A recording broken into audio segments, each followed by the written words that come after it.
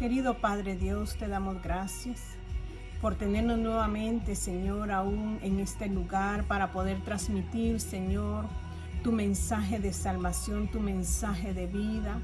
Gracias, Señor, para todos los que hemos dispuesto nuestro corazón, Señor, a obedecer tu palabra.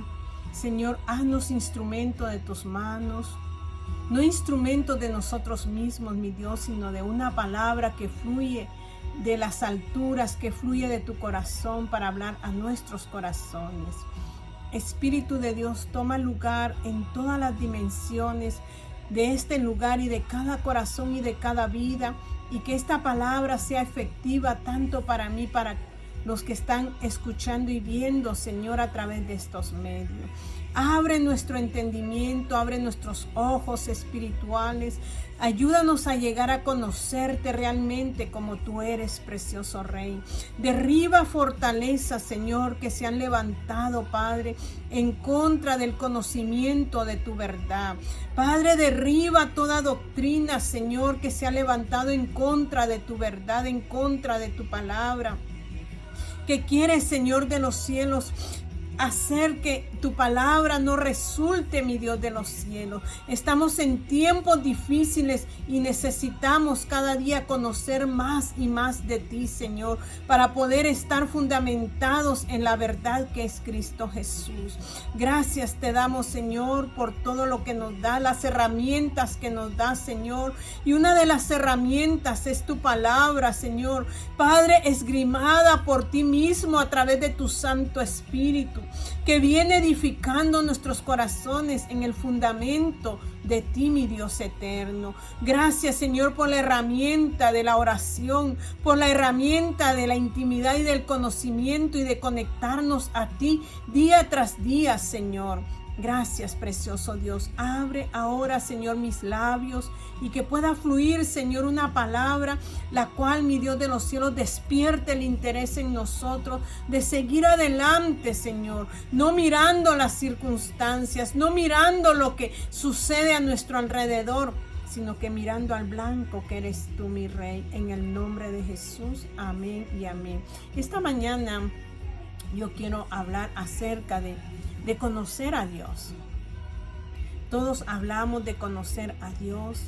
¿Lo conocemos de forma verdadera o lo conocemos teóricamente o lo hemos evaluado prácticamente porque tenemos una sociedad con Él, porque sentimos su presencia en nosotros? ¿Qué lo ha llevado a usted a entender que usted conoce a Dios y que yo conozco a Dios?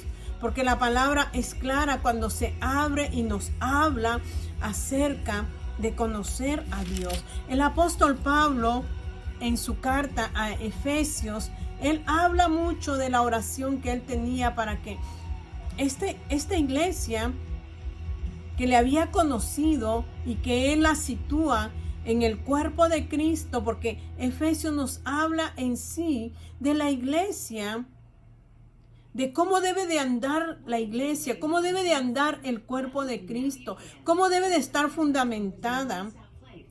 Es que el cuerpo es el templo, es el caminar. ¿Cómo es el caminar del cristiano? Si ya está sentado en la verdad, es la novia preparándose, es un soldado, un guerrero.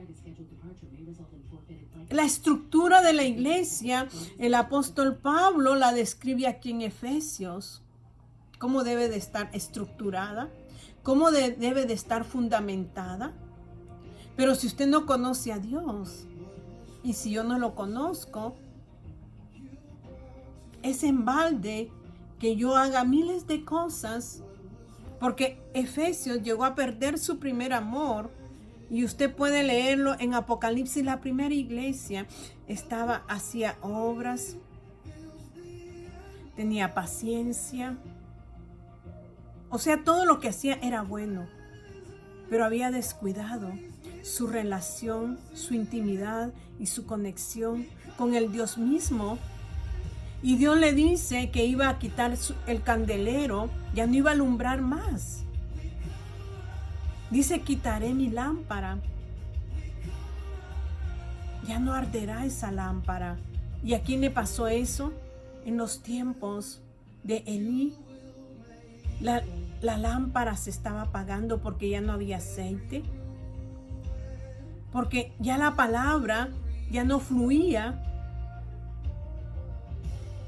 Se estaban cerrando los ojos del sumo sacerdote Elí. Y lo mismo estaba sucediendo con Éfeso, la iglesia de Éfeso, en el tiempo de Juan, donde habían puesto todo su empeño, pero no pusieron su empeño en mantener esa conexión y conocer a Dios más. El pueblo de Israel, ¿en qué se identifica usted con el pueblo de Israel? ¿En qué me identifico yo con el pueblo de Israel? Y vamos a ir allí a donde nos habla a mí me llamó la atención y estaba estudiando acerca del pueblo de Israel, que nosotros no estamos lejos de comportarnos como ellos. Nosotros juzgamos, pero Dios dice que dejó las escrituras para que fueran nuestra enseñanza. Y vamos a 1 Samuel capítulo 8. El pueblo de Israel dice que fue sacado en alas de águila. Fue sacado de la esclavitud para venir ¿a qué? A libertad, a posesionarse de la tierra prometida que Dios le había pactado con Abraham. Abraham nos muestra de una fe firme, sólida,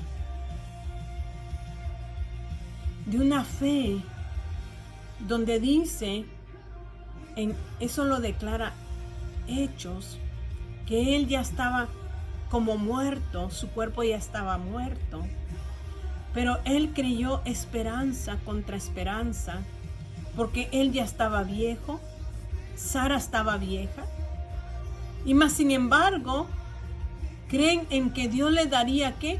Una nación, una bendición grande. Dios hace un pacto con Abraham y Abraham creó esperanza contra esperanza cuando sabía que ya su cuerpo ya no funcionaba, ni el cuerpo de Sara. Él le creyó a Dios y eso le agradó a Dios, porque dice la palabra que sin fe es imposible agradar a Dios. Y Dios le agradó la fe de Abraham, porque Abraham le conoció y Abraham es llamado el amigo de Dios. Moisés dice que él caminó como viendo al invisible. A veces hay cosas terrenales que nosotros no vemos la solución, pero ahí es donde se marca la fe, caminar en esa fe pura. Pero ¿cómo nos asentamos en la fe? ¿En la fe qué? ¿Sin bases? ¿Sin fundamentos? Porque dice que la fe le fue contado por justicia, y a usted y a mí nos es contada nuestra fe como justicia, porque creemos en que Cristo se entregó por usted y por mí, que resucitó para darnos vida. Y dice aquí en 1 Samuel capítulo 8 y su versículo 1 dice: aconteció que habiendo Samuel envejecido, puso a sus hijos por jueces sobre Israel. Y el nombre de su hijo primogénito fue Joel, y el nombre del segundo Abías, y eran jueces en Beerseba.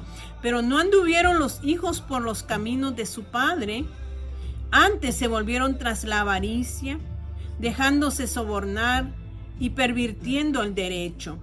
Entonces todos los ancianos de Israel se juntaron y vinieron a Ramá para ver a Samuel, y le dijeron: he aquí, tú has envejecido y tus hijos no andan en tus caminos. Por tanto, constitúyenos ahora un rey que nos juzgue como tienen todas las naciones. El pueblo de Israel no conoció a Dios. Este pueblo no conoció a Dios. Y si usted va más atrasito en Deuteronomio, y es donde yo digo, ¿cómo usted puede identificarse con el pueblo de Israel? ¿Cómo yo puedo identificarme con el pueblo de Israel? Y dice en Deuteronomio 7 y su versículo 6, Dios le dice a Israel cuando lo escoge: porque tú eres pueblo santo para Jehová tu Dios. Dios le dice a usted y me dice a mí, tú eres santa, santo para mí. No porque estemos en un escaparate, sino santidad significa que Él nos ha apartado y nos ha colocado en su cuerpo para que seamos funcionales en el cuerpo de Él. Eso es santificarnos, apartarnos de la vieja naturaleza en la cual vivíamos para que ahora vivamos en la nueva naturaleza que es en Cristo Jesús, que es en santidad, que es en pureza, que es en integridad. El pueblo de Israel en este tiempo no caminaba de esa manera, pero Dios le dice, porque tú eres pueblo santo para Jehová tu Dios. Jehová tu Dios te ha escogido, Dios nos escogió, como escogió al pueblo de Israel, lo escogió a usted, la escogió a usted y me escogió a mí. ¿Para ser qué? Un pueblo especial.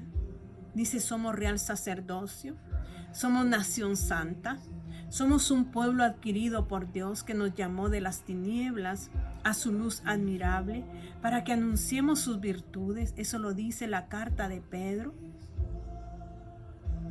Y aquí le dice al pueblo de Israel, escogido para hacerle un pueblo especial, más que todos los pueblos que están sobre la tierra. Dios nos ha hecho especiales porque la humanidad es inmensa, pero Dios lo predestinó a usted y a mí desde antes de la fundación del mundo para serle fiel a Él, para servirle a Él y para que viéramos sus virtudes, su amor y su misericordia. Muchas veces quizás usted y yo nos hemos preguntado, Señor, nacimos para morir, ¿cuál fue el propósito? Pero si Dios nos dio la oportunidad de pelear por aquellos miles y miles de espermatozoides, es porque Dios quiere que desde el principio quiso que el hombre gozara de la bendición, pero por el pecado no la gozó. Ahora lo ha escogido a usted y me ha escogido a mí, para que un día vivamos con Él eternamente, gozando de todo aquello lo bueno que Él hizo para nosotros. Ese es un privilegio que usted debe de honrar y de glorificar y de decir cuán grande es mi Dios y conocer las medidas y las dimensiones de ese Dios grande. ¿Usted conoce sus medidas? ¿Usted conoce la dimensión de Dios? ¿Qué dice Efesios en su capítulo 3? Y dice, de quien toma, el 3:15 dice, de quien toma nombre toda familia en los cielos y en la tierra, para que os dé conforme a las riquezas de su gloria, el ser fortalecidos con el poder. ¿En qué va a ser fortalecida o fortalecido y fortalecida yo? Con el poder en el hombre interior, en nuestro hombre interior, en nuestro corazón, en nuestra alma. Ahí vamos a ser fortalecidos con el poder de Dios en nuestro interior, en nuestro corazón, por medio de su Santo Espíritu. ¿Y por qué vamos a ser fortalecidos? Para que habite Cristo. Por la fe. Una fe inamovible. Una fe pura. Es una fe que se camina en el tiempo de Dios. ¿Y cuál es el tiempo de Dios? El tiempo de Dios es el tiempo cronos, porque muchas veces nosotros queremos caminar en nuestro tiempo. El de Dios es el tiempo kairos y el de nosotros es el tiempo cronos. Y nosotros queremos que Dios camine en nuestro tiempo. Pero dice que nosotros vamos a ser fortalecidos en nuestro ser interior. ¿Por quién? Por el Espíritu Santo. Y el Espíritu Santo va a hacer que habite Cristo por la fe en mi corazón, a fin de que arraigada y cimentada yo en Él, en su amor, seamos plenamente capaces de comprender. Usted comprende, usted entiende. Porque al conocer usted a Dios, usted conoce las dimensiones de Dios. las medidas de Dios? ¿Cuál es su qué? ¿Cuál es su anchura? ¿Cuál es su longitud? ¿Cuál es su profundidad? ¿Y cuál es su altura? Usted necesita y yo necesito conocer las dimensiones de Dios.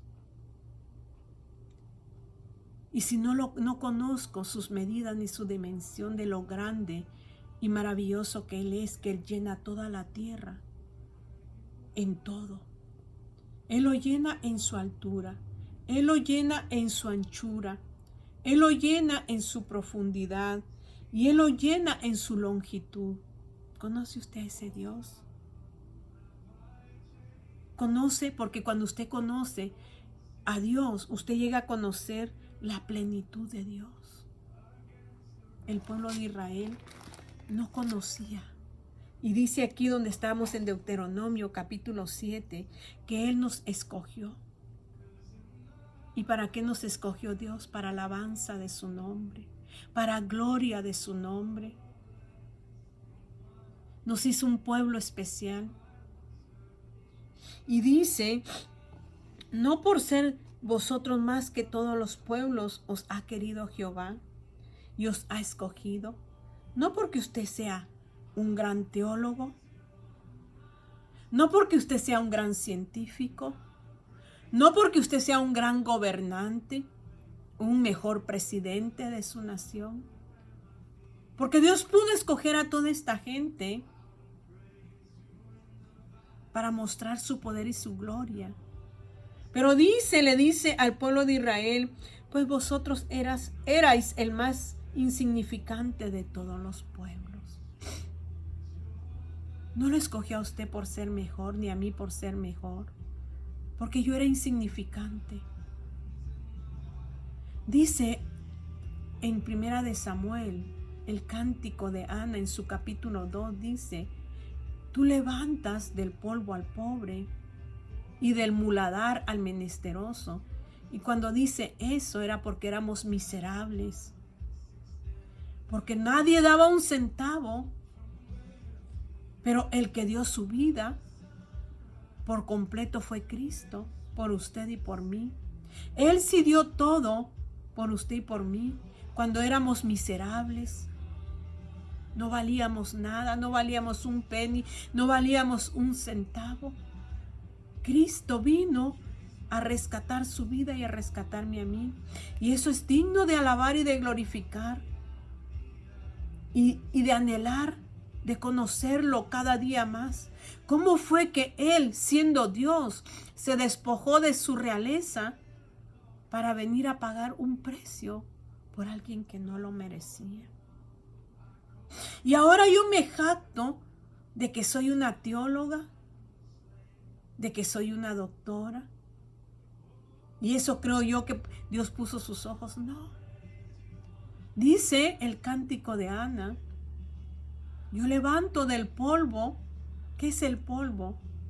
Al pobre. Y del muladar al menesteroso. Muladar es basurero. Muladar también es estiércol. Dice, yo levanto del estiércol al menesteroso. Y lo hago sentar junto a príncipes y les doy un sitio de honor. No para que te olvides de tu pasado miserable, sino para que tú le alabes, le honres y le glorifiques. Pero ¿qué dice? Donde estamos leyendo en Primera de Samuel capítulo 8. El pueblo de Israel se acercó a Samuel y le dijo, ya tú estás viejo y tus hijos no andan en buen camino. Samuel fue un buen juez. Samuel fue un buen hombre, un profeta de Dios, un ministro de Dios. Llenó todas las expectativas cuando ya se estaba apagando la lámpara del entendimiento en el pueblo de Israel. Dios decide levantar a un Samuel. ¿No será lo mismo hoy que cuando la lámpara de la iglesia se está apagando, Dios decide levantar a una Ana, a una María, a un Jorge? Dignos, aunque sus hijos no le dignificaron. Pero el pueblo de Israel no era que estaba viendo las cosas en Samuel, sino que era una excusa para poder salirse de la cobertura de su Salvador. Y continuemos allí en 1 Samuel capítulo 7 y dice: entonces todos los ancianos de Israel, el 8:4 dice, se juntaron y vinieron a Ramá para ver a Samuel y le dijeron: he aquí, tú has envejecido y tus hijos no andan en tus caminos, por tanto constitúyenos ahora un rey que nos juzgue como tienen todas las naciones. ¿Quién era el juez de Israel? Era Dios mismo. ¿Quién era el que guiaba a Israel? Era Dios. ¿Quién era el que proveía para Israel? Era Dios. Pero ellos no querían esa cobertura y así andamos muchos, buscando cobertura que no es la de Dios. Y dice aquí, continuemos. Y le dijeron: he aquí, tú has envejecido. Pero en el 6 dice: pero no agradó a Samuel esta palabra que dijeron.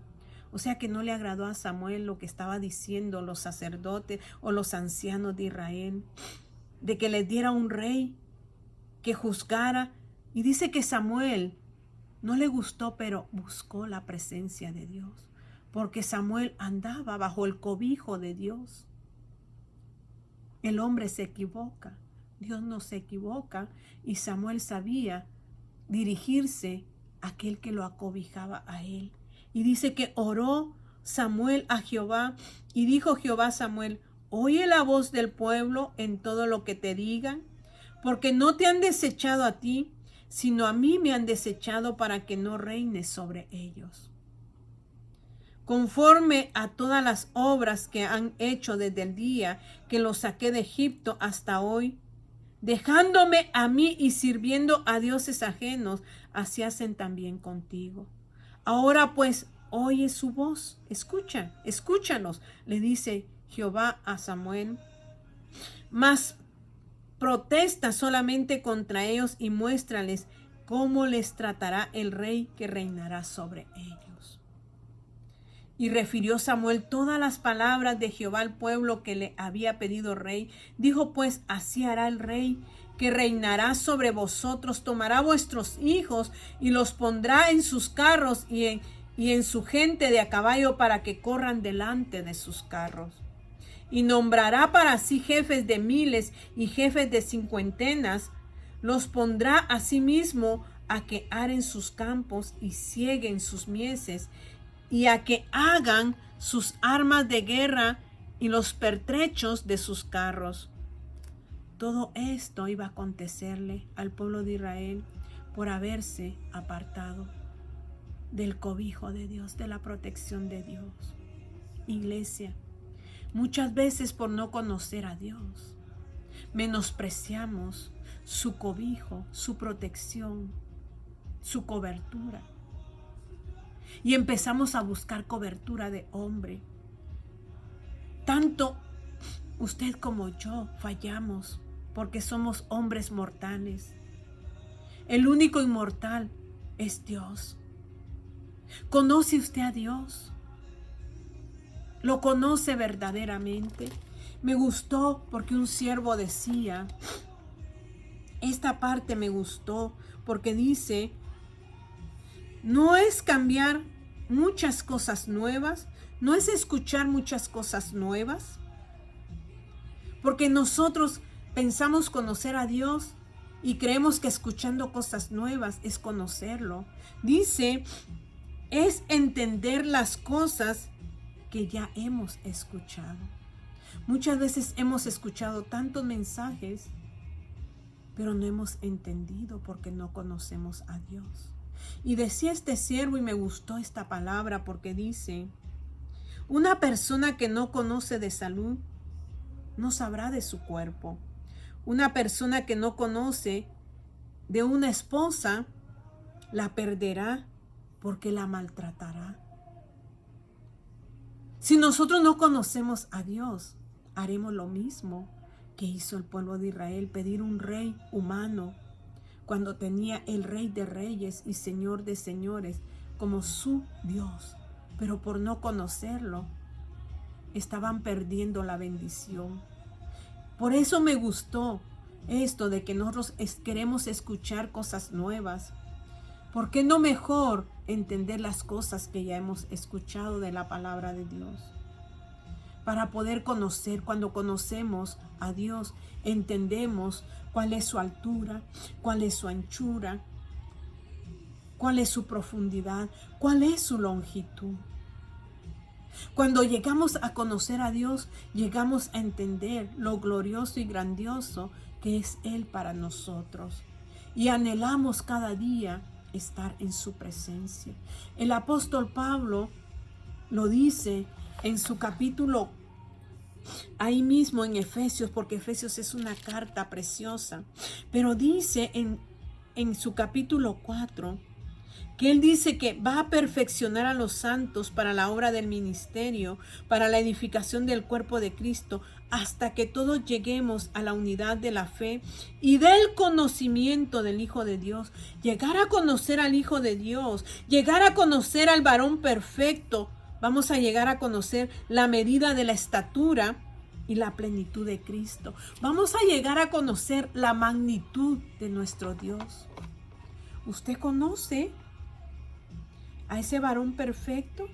¿Usted conoce la medida de la estatura de la plenitud de Cristo? Si usted ya conoce esto, es porque dice, ya no seremos niños fluctuantes. Un niño fluctuante es que está aquí y a veces está allá, porque no conoce a su Señor, porque no conoce la longitud, porque no conoce la magnitud, porque no conoce la dimensión de su Dios.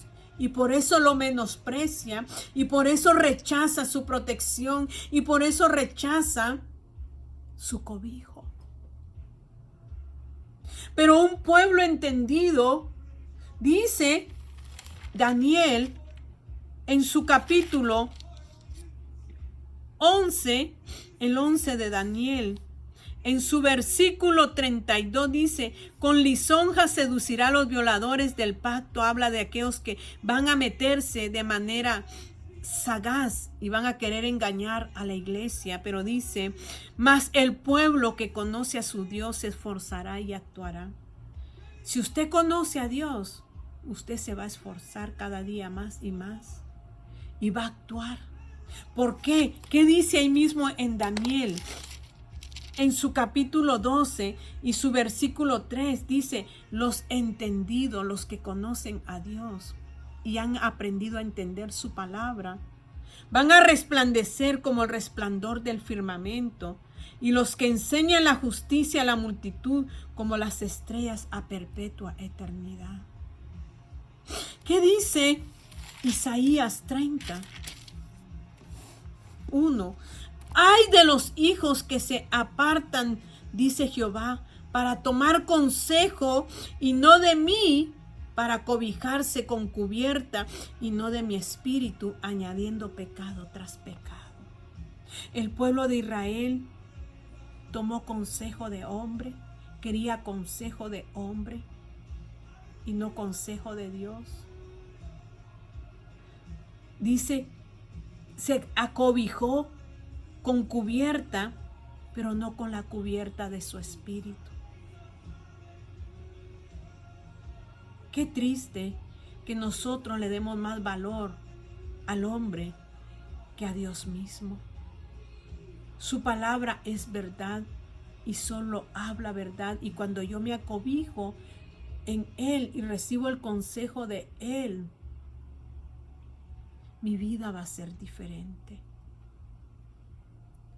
¿Qué está escuchando usted? ¿Algo nuevo? ¿O lo que ya fue dicho lo está entendiendo? Cuando usted entiende, se abren sus ojos, y era lo que pedía el apóstol Pablo para el pueblo, para la ciudad de Éfeso, para la iglesia de Éfeso, que los ojos del entendimiento se abrieran. Y ahí en el 1:18 dice, Leamos desde el 15. Por esta causa también yo, habiendo oído de vuestra fe en el Señor Jesús, le decía a Éfeso, y de vuestro amor para con todos los santos, no ceso de dar gracias por vosotros, haciendo recordatorio, haciendo memoria de vosotros en mis oraciones. El apóstol Pablo siempre recordaba a Éfeso en sus oraciones, para que el Dios de nuestro Señor Jesucristo, el Padre de gloria, os dé ¿qué? ¿Por qué oraba él? ¿Por qué recordaba? Para que les diera espíritu de sabiduría y de revelación en conocerlo a él. Amada iglesia, oremos para que venga un despertar al corazón del cuerpo de Cristo, para que lo conozca a él. Eso oraba el apóstol Pablo, para que viniera un espíritu de sabiduría y de revelación en el conocer a Cristo. Porque cuando conocemos a Cristo, son alumbrados nuestros ojos del entendimiento. Y de esa manera vamos a saber cuál es la esperanza a que Él nos ha llamado y cuáles las riquezas de la gloria de su herencia para los santos. Cuando reconocemos esa esperanza, nuestra vida cambia. Nuestra vida viene a ser diferente. Es necesario orar unos por otros porque se despierte el espíritu de sabiduría y revelación para tener el deseo de conocerlo a Él. Entonces nuestros ojos del entendimiento se abrirán y entenderemos su verdad. Y a nadie nos llevará de un lado a otro porque estaremos posicionados en Cristo Jesús. Porque entonces afirmaremos nuestros pies en Él y ya no seremos llevados por estratagemas de hombres que utilizan, dice, sus astucias, sus artimañas para desviarnos del camino de la verdad. Cierre sus ojos ahí, querido Padre Dios. Le rogamos que nos ayude a conocerlo, a que exista el anhelo, a que venga ese espíritu de sabiduría y de revelación que nos haga conocer de Cristo.